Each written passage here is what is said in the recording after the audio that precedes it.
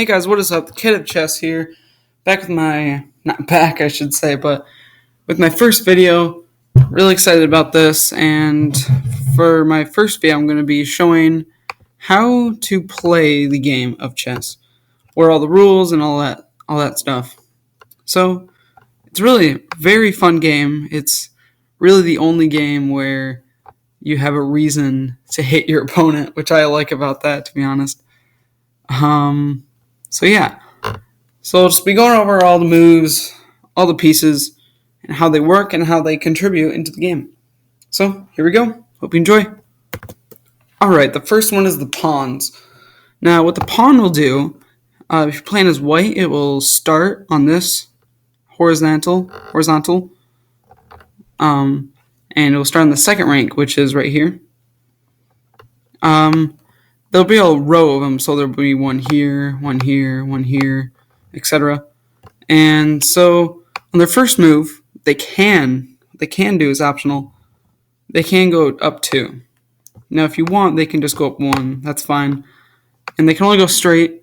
So basically, the fastest way to get to the end of the board would be up 2, 1, 1, 1, and then over.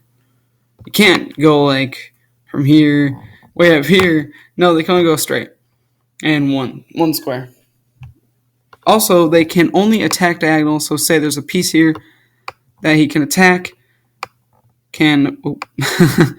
Okay, that's not what's supposed to happen. So this piece can attack the rook like that. But if it was like way over here, that's out of reach. It can only protect this square and this square. That's good to know, right? Alright. On to the knight. Now the knight is one of my favorite pieces to play with. It's a minor piece, including the pawn as well. And how it moves is like a small L shape. Just like that. And it can also go up, go around. So yeah, pretty basic. It's a good piece to start an attack with. Mostly strong on the center. And where it'll start on the board is about right here. And also at the beginning of the video, I forgot to mention this, sorry. But that's how you start off the board.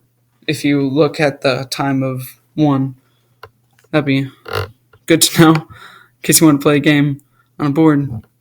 Alright, and on to the bishop. The bishop is another fun one to play with. The knight and the bishop really work well together, I think, in a lot of my chess games I've learned. But the bishop can only go diagonal, and that can cause some problems because it has to stay on its color, as you can see. I mean, it can't get to the dark square colors, no way. It can only stay on its white like this. It goes as many squares as it wants to. And so yeah, it's not limited like the pawn. Yeah, it can go way over here to there, but it has to stay on its own color. Alright, moving on to the rook. Here we have the rook in all its glory, one of the most powerful pieces up till they added the queen into the game, which was a very turn the rook into a little peasant, I should say.